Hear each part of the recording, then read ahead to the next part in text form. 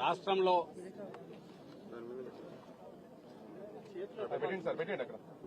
ఏడాది క్రితం అధికారం లేకొచ్చిన చంద్రబాబు నాయుడు గారి ఆధ్వర్యంలో అధికారం లేకొచ్చిన కూటమి ప్రభుత్వం రావడానికి ముందు బరి తెగించి ఏదైతే డిక్లేర్ చేశారో మేము వస్తే రెడ్ బుక్ రాజ్యాంగం ఉంటుంది, రెడ్ బుక్ పాలన ఉంటుంది, ఏదో మాటలు చెప్తున్నాం అనుకున్నాం. కానీ దాని పర్యవసానాలు వచ్చినప్పటి నుంచి వాళ్ళు మొత్తం అన్ని వ్యవస్థలను భ్రష్టు పట్టించి, ముఖ్యంగా పోలీసు వ్యవస్థ, రెడ్ బుక్ రాజ్యాంగం అంటే ఎట్లుంటుంది, ఒక ప్రజాస్వామ్య దేశంలో ఒక రాష్ట్రంలో ఎట్లా ఇంప్లిమెంట్ చేయగలరు అనేది వరుస పెట్టి తప్పుడు కేసులు పెట్టడం ద్వారా ఆచరణలో చూపిస్తూ వచ్చారు. దానికి తాజాగా వైఎస్ఆర్ కాంగ్రెస్ పార్టీ సీనియర్ నాయకుడు మాజీ మంత్రి గోవర్ధన్ రెడ్డి గారు కూడా ఈ మధ్య గురయ్యారు. అంటే ఏదైనా కేసులో ఆధారాలుంటే దాని మీద ఎంతవరకైనా పోవచ్చు, ఎంతో కొంత పొగ ఉంటే నిప్పు ఉందని చెప్పి దాని మీద పోయి చేయడంలో కూడా అభ్యంతరం లేదు. కానీ అసలు ఏమీ లేకుండా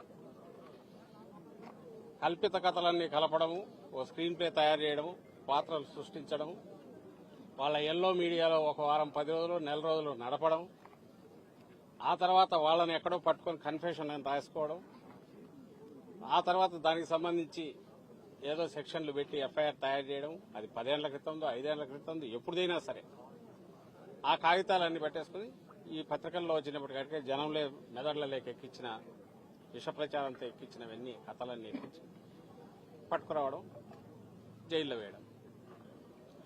అది సోషల్ మీడియాతో మొదలై నాయకులు అందరినీ తిరుక్కొని పరాకాష్ఠకి ఏదైతే భయపడుతున్నామో అది జరుగుతుంది. సామాన్య ప్రజలు కూడా దానికి పూర్తిగా ఇదే. ఒక్కసారి నీకు వ్యవస్థ దెబ్బతిన్నాక, విశృంఖలత్వం వచ్చాక, ఎవరికి జవాబుదారీతనం లేనప్పుడు ఏం జరుగుతుంది అనేది ఏడాది తర్వాత ఇప్పుడు చూస్తున్నాం. దీనికి ఇలా వీళ్లు చేయడం వల్ల ఏదో సాధిస్తారనుకుంటే అది పొరపాటు. ఒక నెల రోజులో 2 నెలల్లో నాయకులను, కార్యకర్తలను, సోషల్ మీడియా యాక్టివిస్టులను జైల్లో పెట్టచ్చు. కానీ బయటకు వచ్చేసరికి ఎలా తయారవుతున్నారంటే మరింత గట్టిగా తయారై వస్తున్నారు. వైఎస్ఆర్సీపీ మరింత బలపడుతోంది.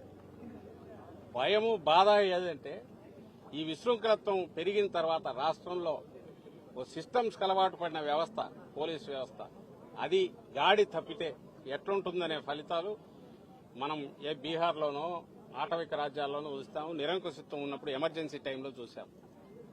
ఇప్పుడు మళ్లీ అది రుచి చూపిస్తున్నారు. మళ్లీ వెనక్కు తెచ్చుకోవడం కష్టం. చంద్రబాబు నాయుడు గారికి అది తెలిసినట్లేదు. రెండవది, నువ్వు నాటిన విత్తనం ఈరోజు ఏదైతే రేపు దాని ఫలాలు ఎట్లుంటాయనేది కూడా ఆయన ఊహించట్లేదు. భయంకరంగా ఉంటాయి. ఇంత సింపుల్ అనుకోరా.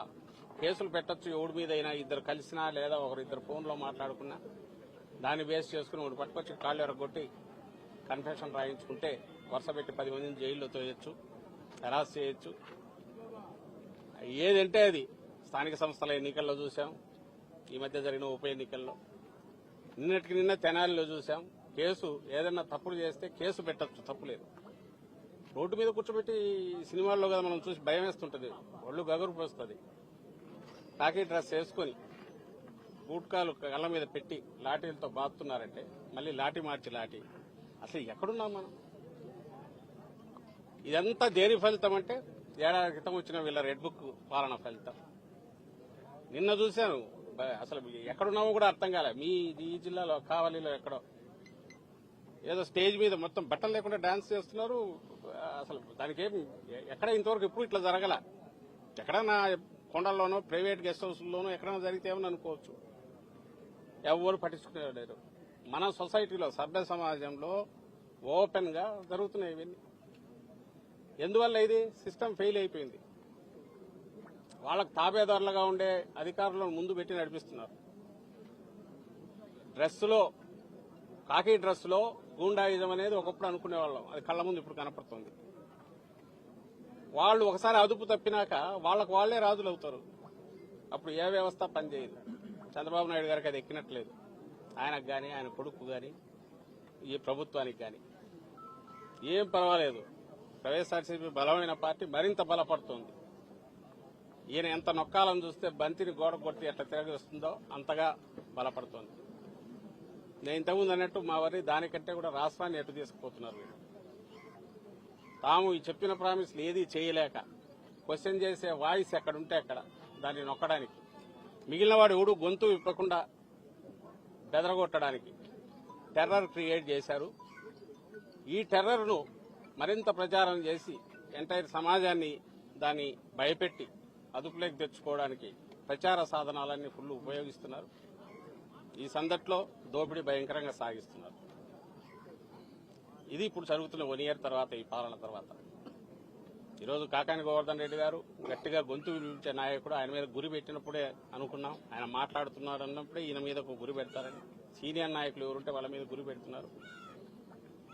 తద్వారా ఏ రకంగా అయినా సరే పార్టీని బలహీనం చేయాలి, ప్రతిపక్షం అనేది లేకుండా చేయాలని చూస్తున్నారు. అది అసాధ్యం. అందులో వైఎస్ఆర్సీపీ లాంటి పార్టీని, జగన్మోహన్ రెడ్డి గారి లాంటి నాయకుడు, అంత పట్టుదల కలిగిన పటిమ ఉన్న నాయకుడిని వాళ్ళు ఏం చేయలేరు. దానివల్ల ఏమవుతుందంటే పార్టీ మరింత బలపడుతుంది. థ్యాంక్స్ టు చంద్రబాబు నాయుడు గారు. ఎస్, 2 నెలలు అందరం పోవచ్చు. వాళ్ళు ఎవరి మీద, అందరి మీద కేసులు ఉన్నాయి, ఎప్పుడైనా పోవచ్చు. అంతకుమించి చేసుకోగలిగేది ఏం లేదు. కానీ తనకు రాజకీయంగా ఇంకా పూర్తిగా ఉనికి లేకుండా చేయాలని ప్రజలు ఇప్పటికే ఏడాది తిరగక ఉంది. ఇది కూడా ఏ చరిత్రలో ఏ పార్టీకి ఇంత బలంగా ఫలితాలు తెచ్చుకొని విజయం సాధించిన కూటమి లేదా ఆ పార్టీకి ఇంత త్వరగా అయితే జనం ఆల్రెడీ దానికి పాడగట్టాలని డిసైడ్ చేసుకున్నారు. ఈ పాలనకు అనేది 1 year తర్వాతనే బయటికి రావడం అనేది బహుశా ఏ చరిత్రలో ఉండదు. ఇక్కడ జరుగుతుంది. దీని ఫలితాలు రాను రాను భయంకరంగా ఉంటాయి. ఇప్పటికైనా రియలైజ్ అయ్యి సిస్టమ్స్ గాడిలో తెచ్చుకోకపోతే తర్వాత దాన్ని మళ్లీ గాడిలోకి తీసుకురావడం అసాధ్యమైన విషయం ఆయన గుర్తించాలని ఆశిస్తున్నాం. గుర్తించకపోతే ఆయన కర్మ. వచ్చే కాలంలో ఎట్లుంటాయి ఫలితాలంటే ఇంకా భయంకరంగా ఉంటాయి. ఈ విషయం కూడా ఆల్రెడీ చెప్తూనే ఉన్నాం. ఎప్పటికైనా రియలైజేషన్ వస్తుందని, రావాలని ఆ దేవుణ్ణి కోరుకుంటున్నాం. Thank you sir. ముఖ్యంగా రాష్ట్రంలో మొత్తం రెడ్ బుక్ రాజ్యాంగం నడుస్తుంది, ప్రజాస్వామ్యంలో ఆ రాజ్యాంగం లేదని చెప్పి అందరూ అంటున్నారు. అదే క్రమంలో ఎన్ని జరుగుతున్నాయి అనుకోవచ్చా? నేను అదే అంటున్నా కదా, ప్రకటించినారు. అది కూడా ఏదో పాలన లేకొచ్చి నాకు చేయడం కదా. మళ్లీ చెప్తున్నా, వైఎస్ఆర్సీపీ హయాంలో మీరు ఏ కేసులన్నా చూడండి, మా హయాంలో, జగన్మోహన్ రెడ్డి గారి హయాంలో ఖచ్చితంగా ఇంక్లూడింగ్ చంద్రబాబు నాయుడు గారిని అరెస్ట్ చేసిన. ఇట్లా చేయాలంటే ఆయన వచ్చిన 3 నెలలకు వేసిండొచ్చు చంద్రబాబు నాయుడు గారిని, జగన్మోహన్ రెడ్డి గారు అనుకోండి. ఎందుకంటే కేసులున్నాయి. అయితే ఇన్వెస్టిగేషన్ జరగాలి, ఆధారాలు దొరకాలి, ఉండాలి. ఆధారాలు ఉన్నాయి. మేం కాదు, సెంట్రల్ గవర్నమెంట్ పెట్టిన కేసులు ఉన్నాయి. ఇన్కమ్ ట్యాక్స్ డిపార్ట్మెంట్, జీఎస్టీ వాళ్ళు పెట్టిన కేసులు ఉన్నాయి. అలాగే మిగిలిన అచ్చెన్నాయుడు మీద పెట్టిన, అంగోడి మీద పెట్టిన ఉంది రికార్డులో. వాళ్ళ సంతకాలు, వాళ్ళవో ఆ స్కామ్ జరిగిందంటే దాంట్లో ఇన్వాల్వ్మెంట్ ఉండడము ఉన్నాయి. ఇట్లా అయితే అసలు ఏమీ ఉండదు. ఏ కేసుకు సంబంధించిన ఆరోపణలు ఉండవు, తయారవుతుంది. లేదా 10 ఏళ్ల క్రితం ఏదో ఉంటుంది. ఆ 10 ఏళ్ల క్రితం ఎవడో ఎక్కడో ఏదో అన్నాడని తెచ్చి పోసాని కృష్ణమూర్తి లాంటి వాళ్ళతో అది కూడా పెట్టినారు సినిమా ఆర్టిస్ట్ మీద. ఈ పని ఎవరు మేము చేయలేమా? రేపొస్తే అధికారం లెక్కొస్తే. ఇప్పుడు అదేదో ఒక నటి ఆమె కేసు, పోలీస్ ఇన్వెస్టిగేషన్ అయిపోయి ఆ కేసు ఉండగానే ఆమె కంప్లైంట్ తీసుకొని ఇంకొక కేసు బుక్ చేసి ఆల్రెడీ ఒక ఐపీఎస్ అతను రిటైర్డ్ అతను ఇదే అయిపోయాడు. ఇప్పుడు డీజీ స్థాయి అధికారి జైల్లో ఉన్నాడు. నిన్న బెయిల్ వచ్చింది. గత ప్రభుత్వంలో ఫిర్యాదులు వచ్చిన కేసులే కదా సార్, అవన్నీ కూడా ఇప్పుడు తోడింది. గత ప్రభుత్వంలో ఫిర్యాదు వస్తే చేయొద్దనట్లా విచారణ దర్యాప్తు జరపాలా, తర్వాత ఇంట్రాగేట్ చేయొచ్చు, అన్ని చేయొచ్చు. ఆధారాలు లేకుండా కన్ఫెషన్ అనే పేరుతో ఎవరో వచ్చి ఇదిగో నేను ఇట్లా అన్నాడు అనగానే ఎత్తి జైల్లో పడేయడం ఎట్లా, అది కరెక్ట్ అవుతుందా? అలాగే ఇంకొకటి కన్ఫెషన్ సంతకాలు కూడా ఉండవు. ఎవరికి వాళ్ళే రాసుకుంటారు. అది ఎవరైనా చంద్రబాబు నాయుడు గారి డైరెక్షన్ మీద నేను ఈ పని చేశానని రేపు వస్తే చంద్రబాబు నాయుడు గారిని చేయొచ్చా? ఈ క్వశ్చన్ అందరికీ అప్లై అవుతుంది.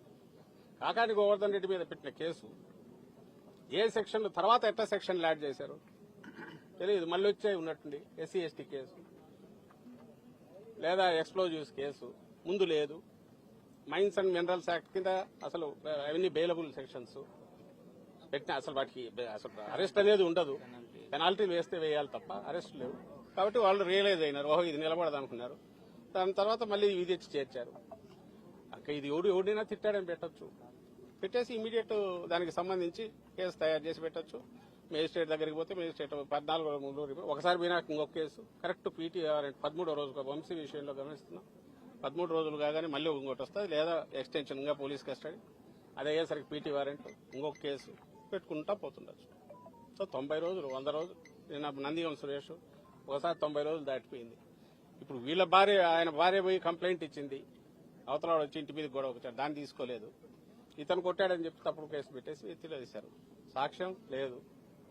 ఒకవేళ వాడు చెప్పకపోతే బలవంతంగానే చేయిస్తారు, సాక్ష్యం తీసుకుంటారు, దాంట్లో మళ్ళీ జైల్లో కొట్టారు. ఇంకా ఇవి నేరాలు అయితే, అంటే ఇట్లా రాయించుకుని నేరాలు కథ రాసినట్టు పాత్రధారులను క్రియేట్ చేసి స్క్రిప్ట్తో తయారు చేసి స్క్రీన్ ప్లేతో చేయడం మొదలు పెడితే, ఇంకా అసలు మనల్ని ప్రొటెక్ట్ చేసుకోవడానికి ఉన్న కాన్స్టిట్యూషన్, మనం ప్రొటెక్ట్ చేసుకోవడానికి ఏర్పాటైన సిస్టమ్స్ అవే మనల్ని భక్షించడం మొదలు పెడితే, అవే మనల్ని ఇబ్బంది పెట్టడం మొదలు పెడితే, ఇంక డెమోక్రసీ ఏంటి? ఇక్కడ ఇంత ఎలక్టెడ్ గవర్నమెంట్లు ఎందుకు? అధికారులు కూడా వాళ్ళ కంట్రోల్లో వాళ్ళు ఉండరు. ఇది వరీసంగా ఉంది. సార్, ఇప్పుడు గత ప్రభుత్వం హయాంలో అక్రమ మైనింగ్ జరిగింది, 250 కోట్ల రూపాయలు పెనాల్టీలు కూడా వేశారని మీ పార్టీకి సంబంధించిన మాజీ మంత్రి ఒక సందర్భంలో మీడియా ముందు పరిచయం చేశారు. ఇది దాన్ని ఏ విధంగా చూడొచ్చు? అంటే అక్రమం జరిగింది, కాకాని గవర్నర్ని అక్రమంగా అరెస్ట్ చేశారు, మరొక ఎంపీని అరెస్ట్ చేయలేదని కూడా ఆయన అన్నారు. అంటే అక్రమ మైనింగ్ జరిగిందని ఆయనే అన్నట్టుగా చెప్తున్నారు, మీడియా ముందు కూడా అన్నారు. మళ్ళీ చెప్తున్నాము, కేసులు పెట్టుకోవడంలో తప్పు లేదు, ఆధారాలు ఉంటే ఇన్వెస్టిగేట్ చేయడంలో తప్పు లేదు. వాటికి అరెస్ట్ అనేది ఎక్స్ట్రీమ్ లాస్ట్ స్టెప్ కింద ఉండాలి. ఎవడన్నా కోఆపరేట్ చేయడో ఇంకోటి అనుకుంటే, లేదా హైలీ ఇన్ఫ్లుయెన్షియల్, అట్లంటే చంద్రబాబు నాయుడు గారు హైయెస్ట్ ఇన్ఫ్లుయెన్షియల్ పొజిషన్ లో ఉన్నాడు. ఆయన మీద కేసులు ఆయన రివ్యూ చేసి నీరు కట్టడానికి ప్రయత్నం చేసుకుంటున్నాడు. అరెస్ట్ అయిన వ్యక్తి, లిక్కర్ కేసులో బెయిల్ మీద ఉన్న వ్యక్తి, ఆయన డిసైడ్ చేసుకుంటున్నాడు కేసు. అప్పుడు ఏదైనా దాని మీద నిజంగా డిసైడ్ చేయాలి. బయటకు వచ్చి ఎక్కడో అసలు సంబంధం లేని దాంట్లో నీకు నువ్వు స్కామ్ అని ఈనాడు జ్యోతిలో రాసుకొని, లేదా ఇంకోటి పడక ఎవడో ఒకటి మీద ఒకటి ఆరోపణలు చేస్తే దాన్ని బేస్ చేసుకుని ఒకటి కట్టే కట్టు, అది కూడా అభ్యంతరంలా. కానీ అరెస్ట్ చేయడం ఏంటి? అరెస్ట్ కాకుండా నువ్వు ఎంక్వైరీ చేయలేవా? చేయలేని పరిస్థితి ఉందా? అందరికి, మీకు మాకు అందరికీ తెలుసు, ఎంక్వైరీ చేయొచ్చు, 41 నోటీస్ ఇచ్చి పిలుచుకోవచ్చు, కూర్చోబెట్టి మాట్లాడుకోవచ్చు, అండ్ సాక్షులు ఎవరంటే వాళ్ళతో పిలిపి అన్నీ చేయొచ్చు కదా. ఇంట్రాగేషన్ చేసుకోవచ్చు, ఇన్వెస్టిగేషన్ చేసుకోవచ్చు. ఇది ఎక్స్ట్రీమ్ స్టెప్ ఏది ఉందో దీన్ని చేయడానికి క్వశ్చన్ చేస్తున్నాం. ఆ ఎక్స్ట్రీమ్ స్టెప్ కు వెళ్లడానికి ముందు పతంగం నడిపేది ఫార్స్, అది కనపడుతుంది కళ్ళ ముందు, దాన్ని క్వశ్చన్ చేస్తున్నాం. సోషల్ మీడియా కేసులన్నీ అలాంటివే. ఎవరో ఏదో చెప్పారు, వాడెక్కడో ఏదో అన్నారని చెప్పి దాని మీద డైరెక్షన్ ఇచ్చి వరుస పెట్టి అందరినీ తీసుకొని వస్తున్నారు. ఇంకా వరుస పెట్టి 10 ఏళ్ల క్రితం దగ్గర నుంచి పోస్టులని తీస్తున్నారు. ఎవడు దాన్ని సోషల్ మీడియాలో అబ్యూజ్ చేయడము, అసహ్యంగా రాయడం ఎవడు భరించు. అందులో వైఎస్ఆర్సీపీ కానీ జగన్మోహన్ రెడ్డి గారు కానీ అలాంటి వాటిని ఎప్పుడు సపోర్ట్ చేయరు. ఉంటే గిట్టి ఉంటే వాళ్ళకి ఆ కల్చర్ ఉంది. బట్ దానికి సంబంధించి కేసులు పెడితే దాని ప్రొవిజన్లు దానికి ఉన్నాయి. అలాంటి దాన్ని తీసుకొచ్చి కిడ్నాప్లు, సుపారీ కిల్లింగ్ల సెక్షన్ పెట్టి నువ్వు అరెస్ట్ చేస్తే దానికి అంతెక్కడుంది? దీన్ని మేము క్వశ్చన్ చేస్తున్నాం. ఇది తప్పు. ఆ తప్పు ఎక్కువ చేసే కొద్దీ సిస్టమ్ కొలాప్స్ అయితే అది అందరికీ చుట్టుకుంటుంది. అది ఈరోజు మాకు ఇదైంది, మొదలైంది, ఏం పర్లేదు, పోతే నెల 2 నెలలు ఉంటాం వస్తాం. ఎందుకంటే పాలిటిక్స్ లో ఉన్నాక ఈ మధ్య జగన్మోహన్ రెడ్డి గారు ప్రిపేర్డ్నెస్ అనేది ఉండక తప్పేట్లేదు, అరెస్ట్ అనేది తప్పేట్లేదు. బట్ దీన్ని రుచి మరిగినాక సిస్టమ్, ఇంకా తర్వాత నీ కంట్రోల్ ఎవరి కంట్రోల్ ఉండదు. దారుణ ప్రతి ఒక్కరికి తగులుకుంటాయి. అది సులభం. ఓ పవర్ఫుల్ పొలిటికల్ పార్టీ వాళ్ళే ఇంత క్యాజువల్ గా చేయగలిగినప్పుడు సామాన్యులు, మీలాంటి జర్నలిస్టులు, ఇంకా బయట కూడా నా వాయిస్ రైజ్ చేయాలనుకున్నాడు, వాళ్ళ పరిస్థితి ఊహించుకోండి ఎట్లుంటుందో. అది ఇంకా దారుణంగా ఉంటుంది. ఆల్రెడీ కావాలో పెట్టారు సార్ జర్నలిస్ట్, పెట్టింటారు చాలా మంది. Thank you.